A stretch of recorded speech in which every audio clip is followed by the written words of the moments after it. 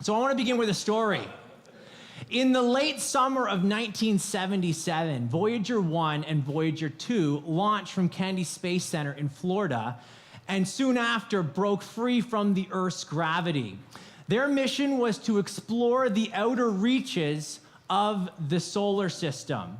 For 13 years, they probed the solar system's mysterious gas giants, Jupiter, Saturn, Uranus, and Neptune. And they collected data and took many stunning photographs. In fact, I don't know if you can see on the screen here, I'm going to show some of the photographs from NASA. One of the most memorable photographs was taken on February 14th, 1990. Voyager 1 space probe was at a record distance from the sun, 6 billion kilometers. That's farther than the orbit of Pluto, and it was leaving our solar system. And at the request of Carl Sagan, the astronomer, he had Voyager 1 turn around and turn its camera towards the Earth for one last photograph across the vast expanse of space. Now, I don't know if you can see this, but in this photograph, you can see a light ray kind of comes across, and in the center of the screen here, there's a pale blue dot. Can you see it? Now, this image was a narrow angle color image. That's the Earth. That's the Earth. Now, you don't have to stare at this breathtaking image very long before deeper metaphysical questions come to mind. Questions about our meaning, our purpose, our significance and value begin to be, for some, challenged by that pale blue dot.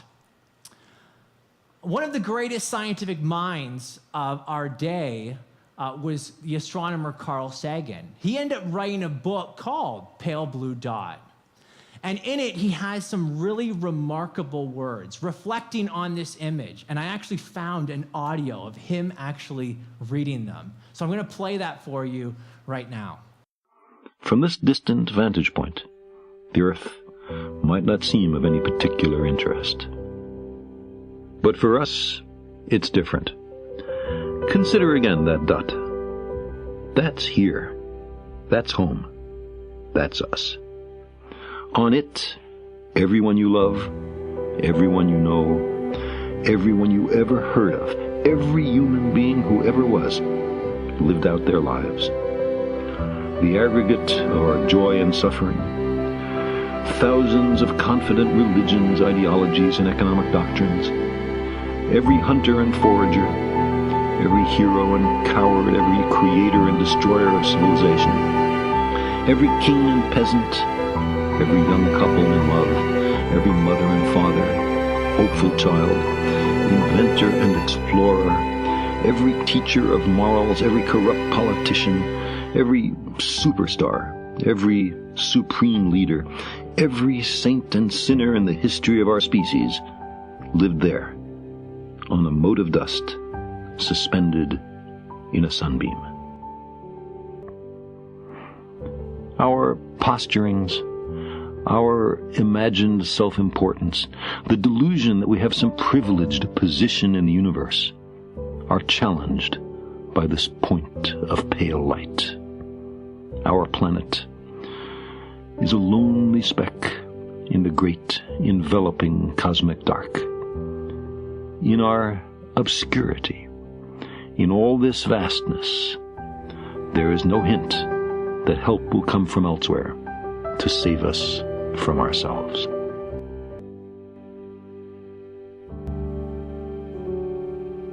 Now, I want to contrast what Carl Sagan said here with the words of the psalmist David.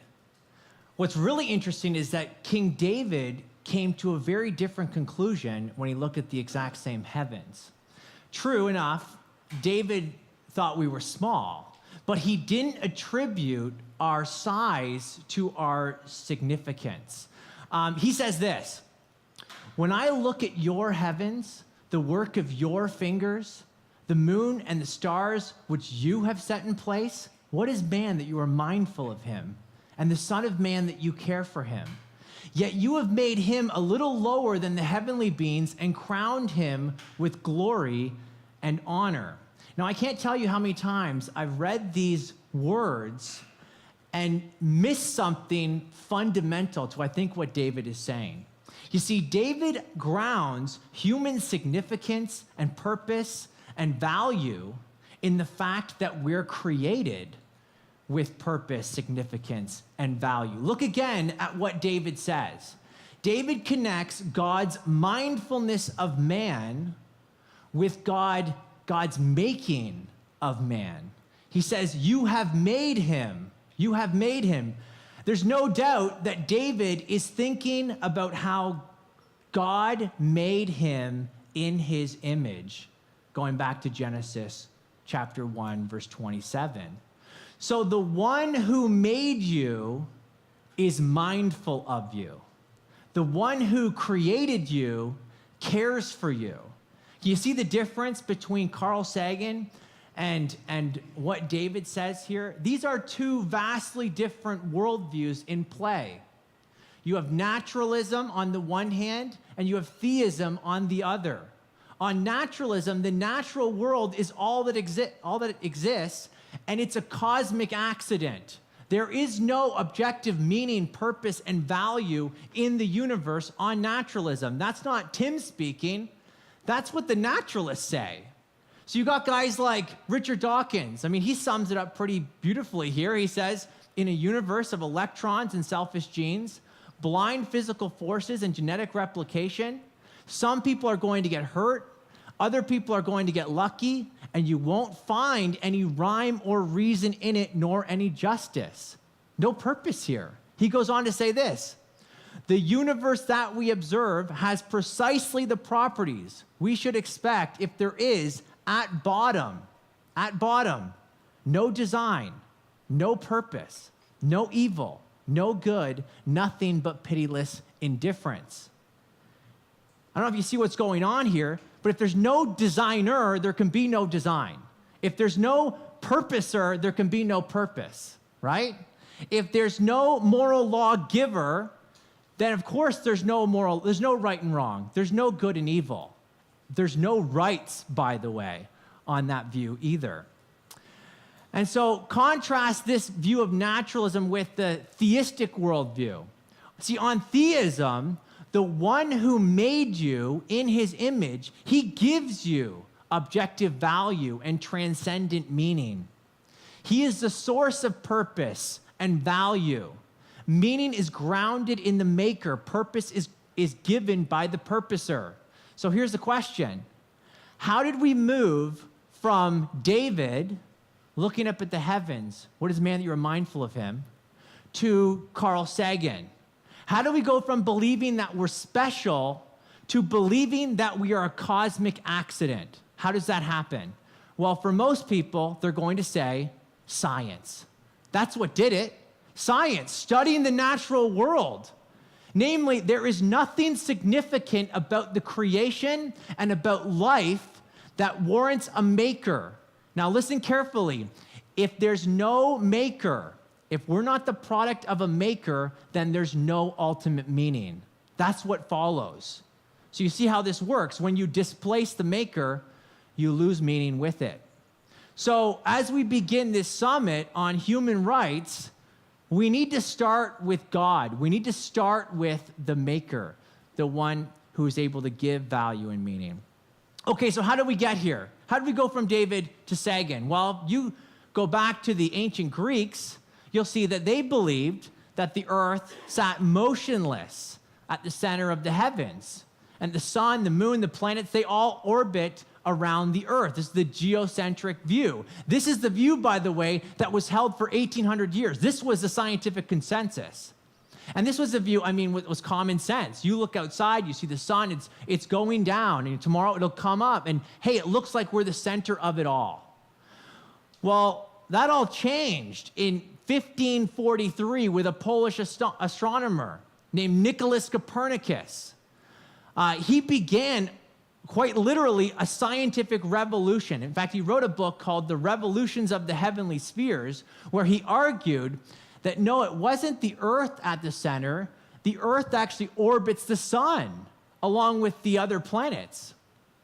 This discovery, this is arguably the cornerstone of modern astronomy. Now listen carefully, because this is where confusion started. Copernicus was giving a scientific theory, a model that explained the motion of the planets. However, his idea, he wasn't saying anything about how the Earth is special or not, or whether we have value or not. He wasn't weighing in on that. Of course, science can't do that, by the way. He was just giving a scientific theory. However, this has evolved into what is known as the Copernican principle, or the principle of mediocrity. When you hear someone talk about the Copernican principle, this is what they're talking about. They're talking about the idea that Earth occupies no preferred place in the universe, and more than that, its location and your status are not special. You're mediocre. You're not privileged. This universe was not created and designed with you in mind. That's what the principle says. Well, in 2011, Edge World Question Center, they have an annual question they put out every year to the smart guys, and they respond on their blogs. And P.Z. Meyer, blogger and biologist and atheist, he responded to the question. The question was, what scientific concept would improve everybody's cognitive toolkit? What'll make everybody smarter? And here's what P.Z. Meyer says. He says, what idea should people grasp to better understand their place in the universe? I'm going to recommend the mediocrity principle. Here's what it is. He says, the mediocrity principle simply states you aren't special. The universe does not revolve around you. So he's citing Copernicus. This planet isn't privileged in any way. Everything that you as a human being consider cosmically important is an accident. That's what it teaches, okay? And this is what is being spoon-fed to our kids in high school, taught high school, in the public system. It's what's being taught in the university. So you need to bring your kids to big deal questions at the end of the week. So this widespread acceptance of this reinterpretation of Copernicus can be traced back to a discovery made at the Mount Wilson Observatory in California. Astronomer Edwin Hubble, he used the most powerful telescope of his day to discover the true magnitude of the universe. You see, up until the early part of the 20th century, like we're talking 100 years ago, they thought that the edge of our galaxy was the edge of the universe. Can you believe that? Just 100 years ago, the edge of our galaxy was the edge of the universe. And then Hubble came along with his telescope, and he said, you know what? Those fuzzy white patches, they're not just nearby dust clouds. What they really are galaxies. In fact, watch this. You see these two spots right here? See where the arrow is? Just look like nothing? Well, we can actually zoom in on that. This is courtesy of NASA as well. We can just fly through the galaxy here. What you're looking at, there are just galaxies everywhere. Those two smudges are galaxies with hundreds of billions of stars, and they each, well, many of them probably have planets. And so you see where this goes. I mean, this seems to be just a further extension of this Copernican principle. Decades later, the Hubble Space Telescope, which orbits the Earth, named after Edwin Hubble, it would continue to enlarge the boundaries of the universe. Scientists would focus the Hubble Space Telescope on a patch of the night sky, no bigger than a sand grain held at arm's length. They thought this patch of night sky was empty, and the image they got back was this. It's over 3,000 galaxies. 3,000 galaxies. And so this is the ultimate extension of the Copernican principle. Not only is our Earth just one of many ordinary planets orbiting a star, but there are we're just one ordinary galaxy among billions of galaxies that each have stars and Earths, or planets. So the Copernican principle says, at least the reinterpretation, you're not special. And it goes on to say, if you're not special, guess what? There must be life out there in abundance. Here's Robert Jastrow, famous agnostic astronomer. He says these ideas led to the modern picture of a universe populated by innumerable suns. Hey, we have a sun. Hey, there's suns all over the place. Innumerable Earths. Hey, our Earth seems kind of, no, there's Earths all over the place. And perhaps innumerable forms of life. That thought expresses the essence of the Copernican revolution. It's actually, I mean, ideas have consequences. And so this idea has fueled all kinds of programs in space. The SETI program we'll talk about in a second. But let's go back to Rover 1 and 2. Voyager 1 and 2. Did you guys know that Voyager 1 and 2 carried what was known as the golden records on them? Anyone heard of the golden records? Some of you? This is fascinating. I found this discovery, and I thought, I got to tell you guys about this. So each Voyager had these golden records that they were carried along with. Each Voyager carried a 12-inch gold-plated copper disc containing sounds and images from the diversity of life and culture on the Earth. You see, this acted like a time capsule. And so if extraterrestrials find this golden record, they'll know what we were like. And so on the golden disc, you'll find greetings, 55 greetings in different languages. So here's one in English. Hello from the children of planet Earth. That's on the disc. That's straight from NASA. It's just random sounds. There was wind. You can listen to wind. Here's dog barking. I don't know why an ET would want to know what dogs barking sound like. And of course, there was 90 minutes of music. And I mean, you gotta have Chuck Berry on there, right? Johnny, be good? Can we play this in a minute? So ET, they know how to groove. And of course, there's images as well. And some were just, someone at the supermarket and this kind of thing. And so these ideas have consequences. And there's a whole program called the SETI program, the Search for Extraterrestrial Intelligence. And the senior astronomer there, he says this, listen carefully. But the bottom line, when people ask, why do you think they're out there? E.T. says, it's that the universe is extraordinarily rich and extraordinarily vast. That's why it's so big. He goes on to say this. So unless there is something very, very special, miraculous, if you will, about our solar system and about our planet Earth, then what happened here must have happened many times in the history of the universe. And so what ends up happening is they look at one side of the equation. Man, this universe is vast, therefore we're insignificant. There's no purpose. There must be life out there. All of these conclusions come from this idea. But they don't take into consideration what I think they need to take into consideration, which is the other side of the equation, which is our Earth has conditions that are special. I mean, he asks, unless our Earth is very, very special, miraculous even. Well, I think the science actually points that way. We need to ask the question, is there evidence that our place in the universe is really special and not merely a cosmic accident? I think there is. Let me show you some.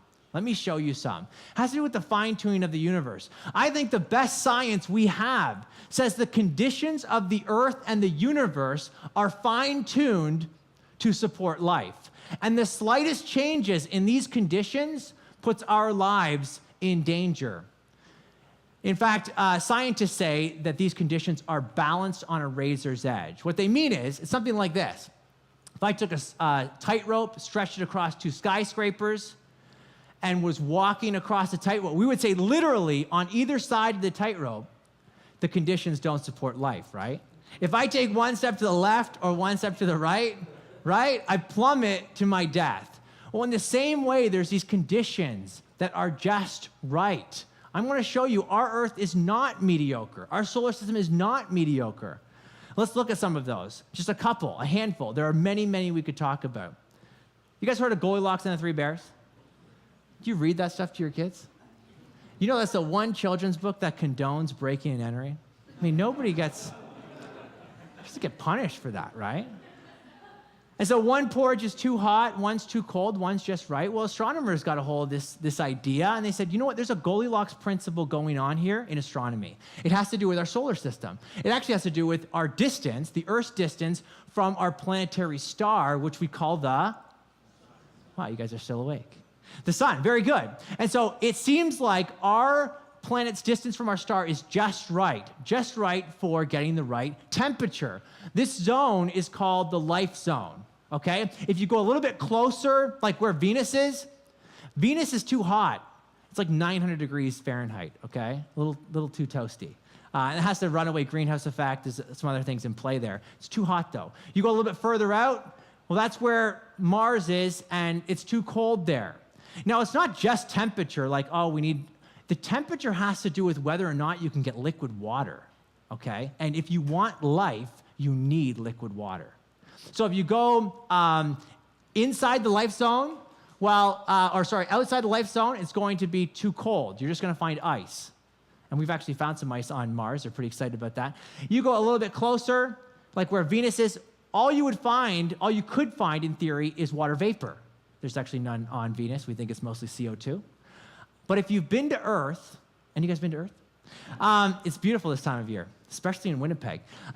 You have all three states of water, solid, liquid, and gas. Now, what you're looking at is truly a miracle. So let's zoom in here.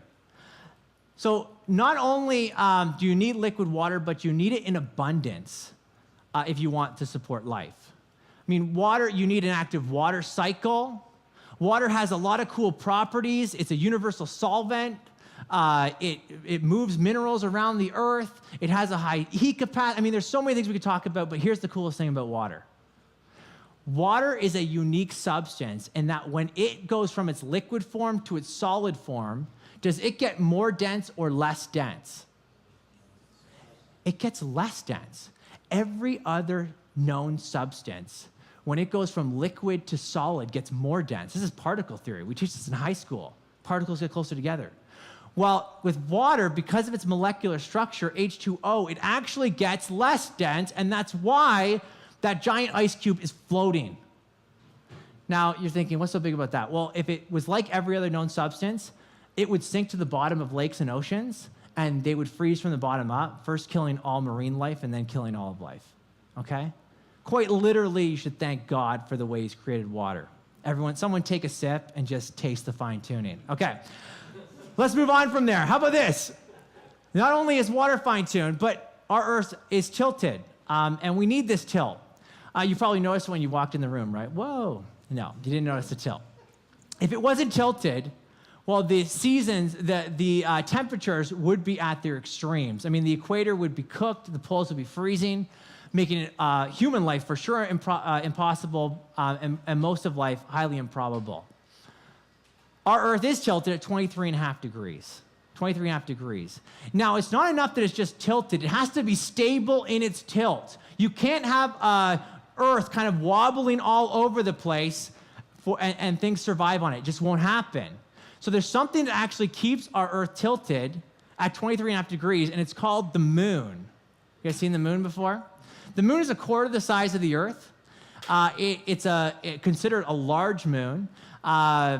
There's lots of other moons out there. Ours, we actually just call the moon. Not very creative, right? And so its gravitational pull is so strong, it's able to stabilize the Earth's tilt and ensures relatively temperate seasonal changes. You guys are thinking, I live in Winnipeg. What are you talking about temperate seasonal changes, right? Winnipeg's the exception, okay?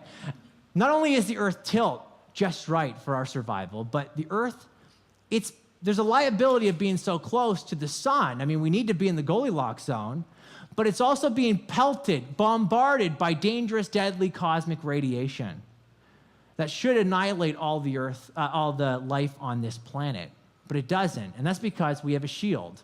It's called our magnetic field.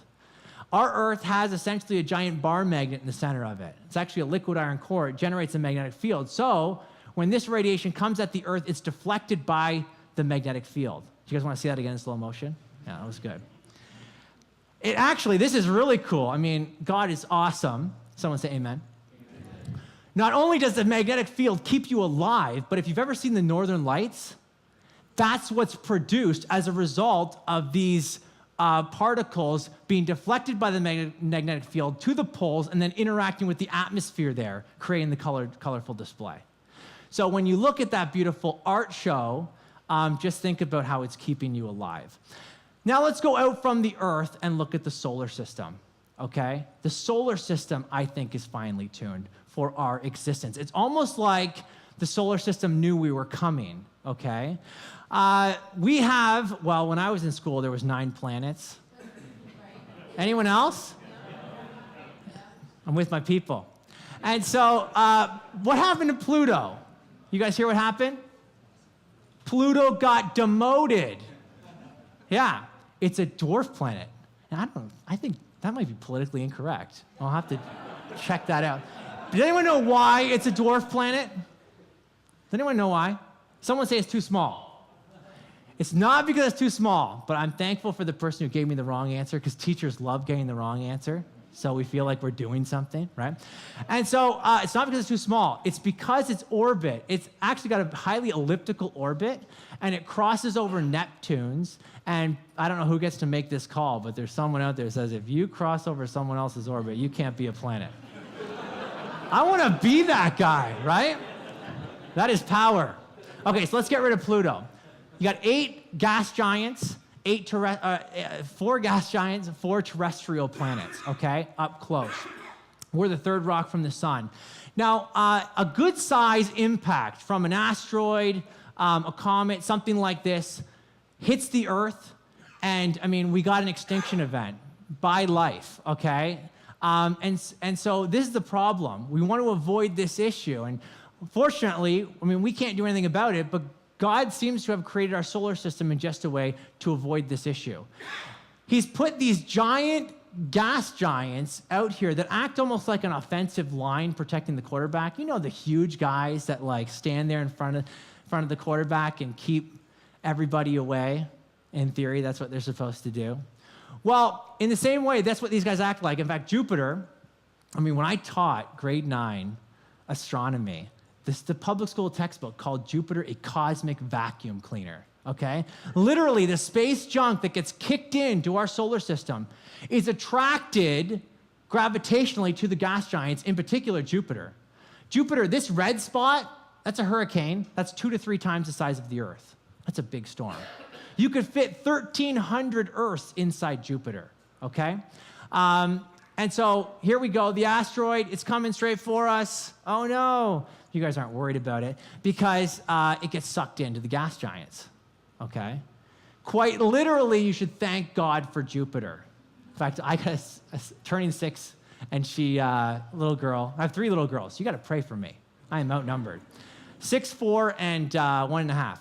And my 6-year-old, almost every night, thanks God for Jupiter. Listen, if Jupiter didn't exist, you wouldn't either. And that's contemporary science right there. All right, let's go up from the solar system. Not only is our planet in just the right position in our solar system, but our solar system is in just the right position in our galaxy. You guys know the name of our galaxy? The Milky Way. Do you know why? Because it tastes like chocolate. No, that's not true. And do you guys even know what the Milky Way chocolate bar? I'm talking to Canadians here, so they wouldn't even. Are you talking about the Mars bar? That's what you should be saying to me. So they're very similar. The Milky Way is because when you look edge on, the gas kind of looks milky, and it's a spiral galaxy, a barred spiral galaxy. Our galaxy is a medium-sized galaxy. It's around 100,000 light years across. If you want to measure a galaxy, the meter stick ain't going to cut it, okay? And so it turns out, well, how far does light go in 1 year? 10 trillion kilometers. So the distance of our galaxy is 1 million trillion kilometers across. I don't know who measured it. And it's got 100 billion stars, and I don't know who counted, okay? Now, where we reside seems to be in a galactic habitable zone. What do I mean? I mean that if our Earth was located closer to the center of our galaxy? Well, you don't want to be next to the massive black hole. I mean, that just sounds unfriendly, right? You do not want to be next to the supergiant stars that orbit around there. You don't want to be next to the supernova, that's an exploded star. You also don't want to be too far out in the galaxy because there's not a lot of heavy elements out there. And we rely on heavy elements to, I don't know, breathe. And so you can't be out there either. And so it seems like right in between the spiral arms, right there, perfect for life. Now, I'm telling you all this, you're thinking, maybe this guy's just one of these creationist nut jobs. Let me tell you something. This is agreed upon science. Here is an article in Discover magazine. It's actually referencing a study that was done. This was last year. It says this: a new study suggests that there are around 700 quintillion planets in the universe. You're thinking, what's 700 quintillion? Well, that's a 7 followed by 20 zeros. Okay, that's a big number. And the next time you're at a party, just throw around the word 700 quintillion, and you will sound super smart. Okay, so it says, there are around 700 quintillion planets in the universe, but listen, this is what it says, but only one like Earth. Does that not sound like, I don't know, Earth is unique? Or I don't know, what's another word for unique? Special, right? I think Carl Sagan, if he was alive today, he might kind of rework some of the things, some of the conclusions that he came to. And so we said there are two sides to this equation. There's the sheer vastness of the universe, sure, agreed. And but there's also the factors necessary for life. And there are a lot more than what I just went through. We could spend hours and hours on that. But we're still missing something crucial. You see, the factors are necessary, a necessary condition for life, but they're not a sufficient cause for life. See the difference? They're a necessary condition, but not a sufficient cause. For example, water. Water's necessary for life, but just because you have water doesn't mean you're going to get life. It's not a sufficient cause. What is the sufficient cause for life? Well, I'd like to submit to you that life requires a creator, okay? It requires a maker. Let me show you. The origin of life is a complete mystery to atheistic naturalists. Let me show you. Let me prove it to you. For example, very brilliant Francis Crick. He won the Nobel Prize for co-discovering the double helix structure of the DNA molecule, okay? Very smart man. And he says this: the origin of life seems almost to be a miracle. Now, this is a naturalist. This is as close as you're going to get to miracle talk. Almost to be a miracle. So many are the conditions, we'll talk about these, which would have had to have been satisfied to get it going, okay? What about another origin of life researcher, Stuart Kaufman? He writes this: anyone who tells you that he or she knows how life started on the earth some 3.45 billion years ago is a fool or a knave. Now, I had to look that up. That means a dishonest person.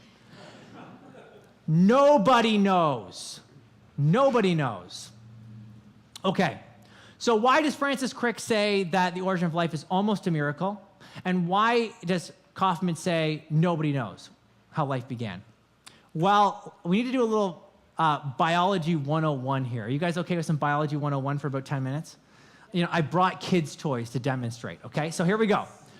All living things are made of cells. All living things are made of cells. You are composed of 100 trillion cells, if you're kind of a medium-sized, average-sized adult, okay? Give or take. The simplest life form is made of a single cell. Simplest life form. Now, all of your cells are made up of proteins. They consist of proteins.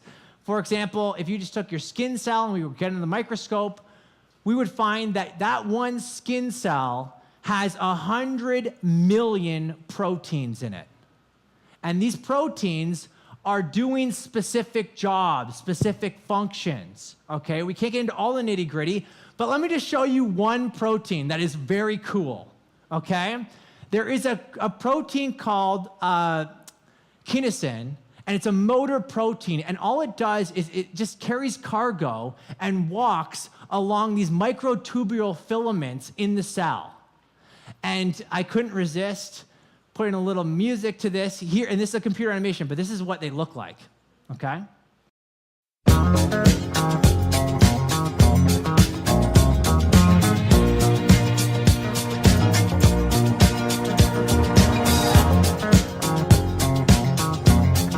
That's a motor protein. Can I play that song in here? I mean, I don't know. We just did.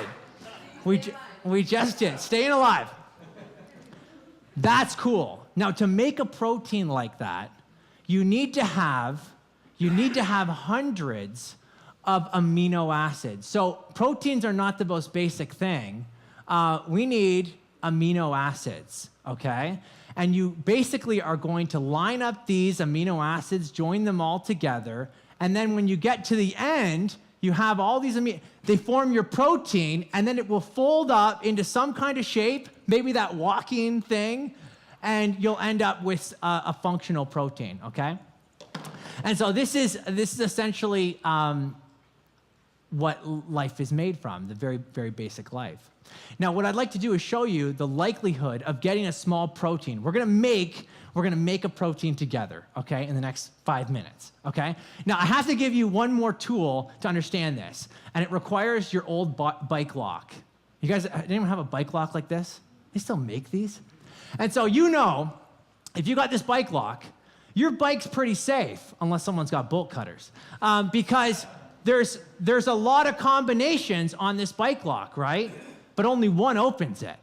Now, how many combinations? Well, if there's 10 numbers and there's 4 dials, well, you just do a little bit of multiplication here, 10 times 10 times 10 times 10. Well, that's 10 to the power of 4, which is 10,000 possible combinations. Only one opens the bike lock. Now, if you get a bigger bike lock, of course, I would use this one for my bike.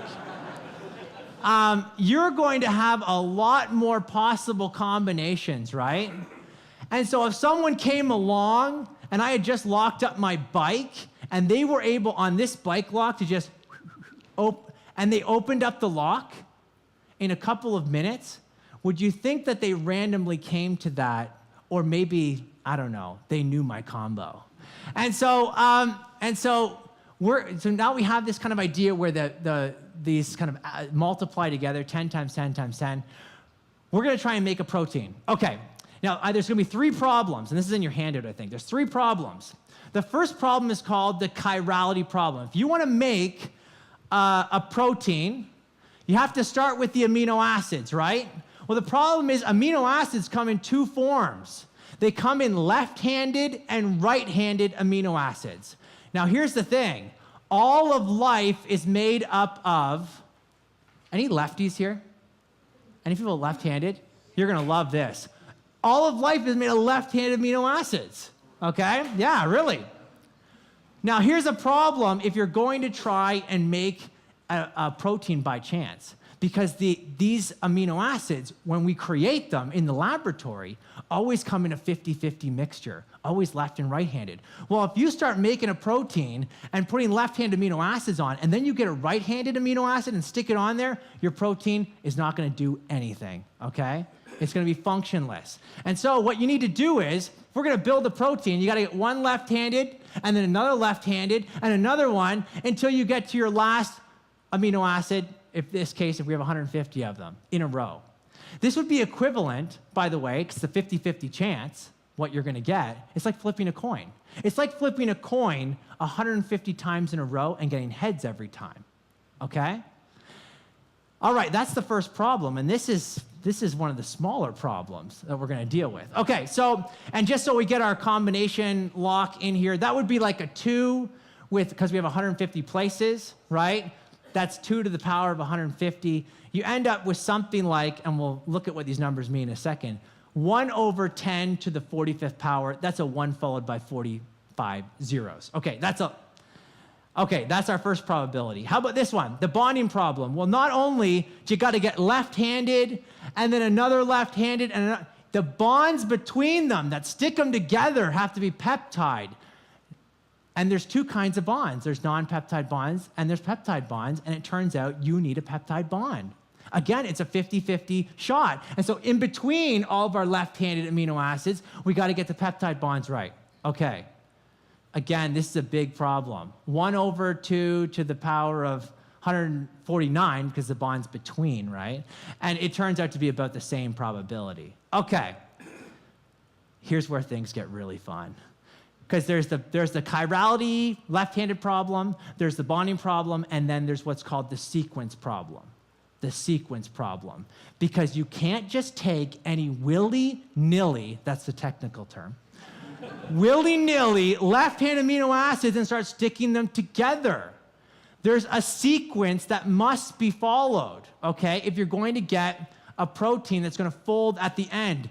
The order, the sequence, is a lot like our own written language and when we make words. You can think of these amino acids like a chemical alphabet, okay? Like a chemical alphabet. Just like I have here 3 letters. Let's imagine our whole alphabet is just those 3 letters, okay? How many words can you make with those 3 letters that are only going to be 3 letters long? Well, it turns out it's 27. You can make 27 words.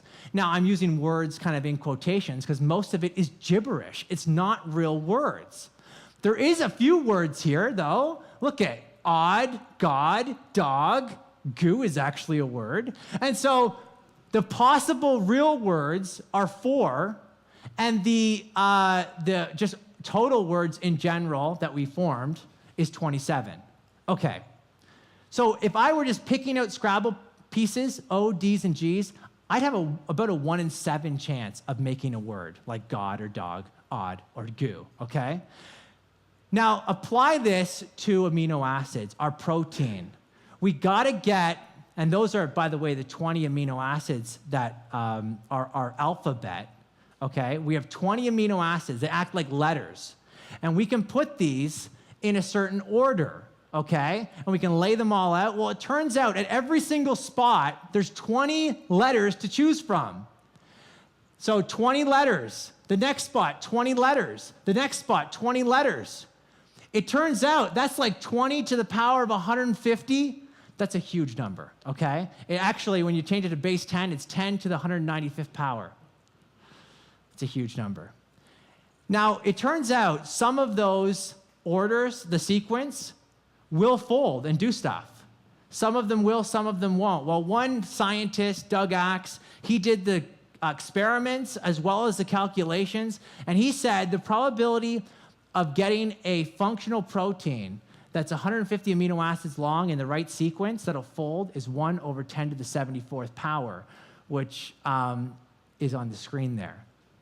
Now listen, this is the most daunting problem for getting our protein, because from our uniform and repeated experience, this kind of information, it's called specified information, it always comes from a mind, okay? It always comes from a mind. Computer code, written language. This morning when I passed the refrigerator and it said, "Take out the trash, love, Stacy." Now I could come to the conclusion that, I don't know, there was maybe a windstorm that came through the kitchen and it picked up these pieces, and of course there's the laws of magnetism in play here, and they stuck to the fridge, and I don't have to listen to this message because it was probably just chance and the laws of magnetism. No. We know because the sequence of letters in just a specific order, the sequence matters, it tells me there was intelligence here. It's what's necessary. And so when you take these 3 problems together, chirality, the bonding problem, and the sequence problem, you end up with just trying to build a small protein. We're not talking about making a cell here. One small protein. 1 chance in 10 to the 164th power. What does that even mean? Well, here's an illustration. Imagine we took all of the particles in the universe, okay? All of them, like electrons, protons, neutrons, the ones that make up the chair you're sitting on, the ones that make up you, the ones that make up our planet and our galaxy and our solar system and everything. We put it in a jar, a universe-sized jar. We paint them all blue, and then I blindfold one of you, put a gun to your head, and say, pick the green one, the one green particle in the universe, blindfolded, or you're dead. Your chances would be 1 chance in 10 to the 80th power, because there's 10 to the 80th power of particles. Just to make this clear, the chances of you picking the green particle in our illustration are a trillion times greater than building our small protein, okay? In fact, what you could do is just say, okay, imagine you picked the green one of all the, and I didn't assume you were peeking, and I say, okay, do it again. Man, you got it, and then if you did it 2 times in a row, there's not a single person in this room who would say, man, you're one lucky person. No. We would assume there was, you peaked, you designed the outcome, right? And so how do people respond? I mean, you're welcome to think that this happened by chance, but that's, to me, not the rational conclusion. The kind of response that, oh, these kind of things happen, give them enough time, or strange things happen, or that kind of thing. It reminds me of Lloyd Christmas from Dumb and Dumber. Now, I don't know if you guys know the story, but he meets this girl, Mary, at the airport. He just drives to the airport. He falls in love with her. And then he travels across the country to find her, says, I love you, and it says, what are the chances of you falling in love with me? Here's what she said. What are my chances? Not good.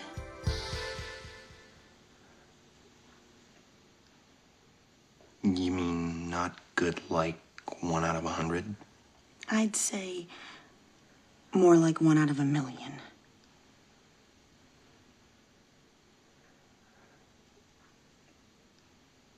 So you're telling me there's a chance? Yeah! All right. Enough kidding around here. Okay, so let's return back to Carl Sagan as we close. He writes this in his book, Pale Blue Dot. He says, the significance of our lives and our fragile planet is then determined only by our own wisdom and courage. We are the custodians of life's meaning. We long for a parent to care for us, to forgive us of our errors, to save us from our childish mistakes. He says, but knowledge is preferable to ignorance. Better by far to embrace the hard truth than reassuring fable. If we crave some cosmic purpose, then let us find ourselves a worthy goal. Now, what is the hard truth that Sagan's talking about? The hard truth is that on naturalism, there is no objective meaning. There is no inherent value. There is no transcendent purpose.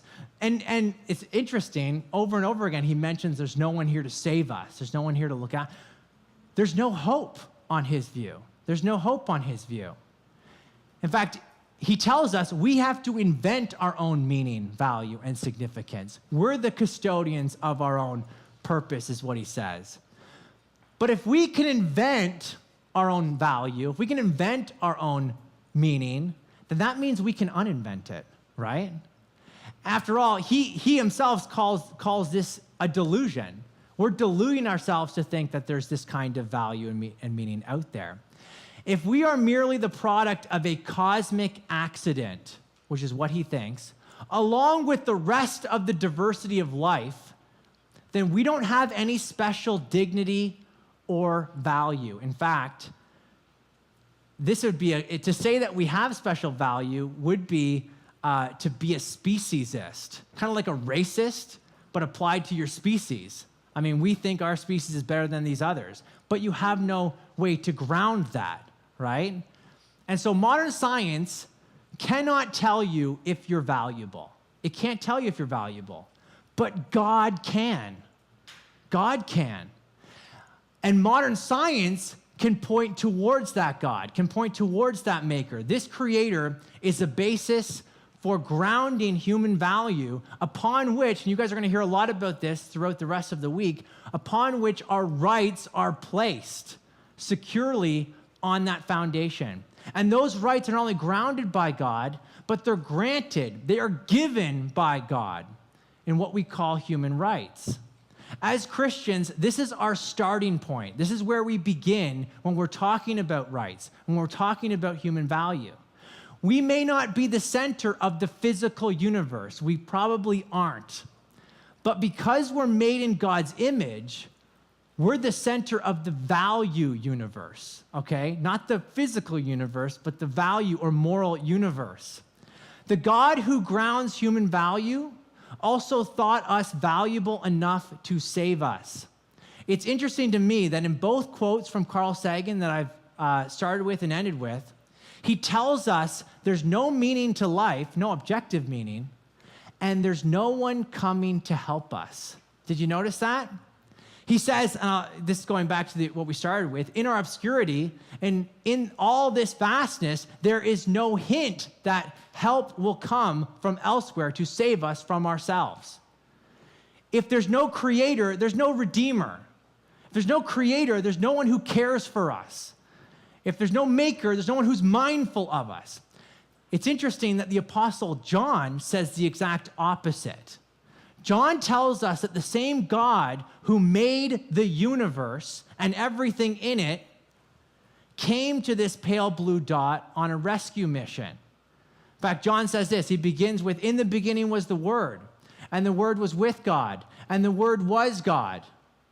We find out that in verse 3, all things were made through him, and without him was not anything made that was made.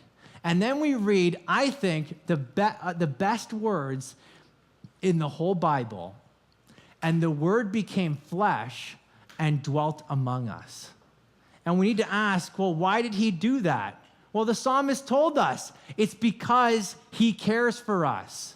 Or we could say, because he loves us. If you want to know, and Andy's going to go into this, we were talking earlier, and so we're just scratching the surface, but if you want to know your true worth, your true value, it's not enough to look to the earth or the solar system or the galaxy or the universe. No, if you want to know your true worth, look to the sun, S-O-N. Look to the sun. Look to the one who not only created you in his image, but thought you were valuable enough to come and die for.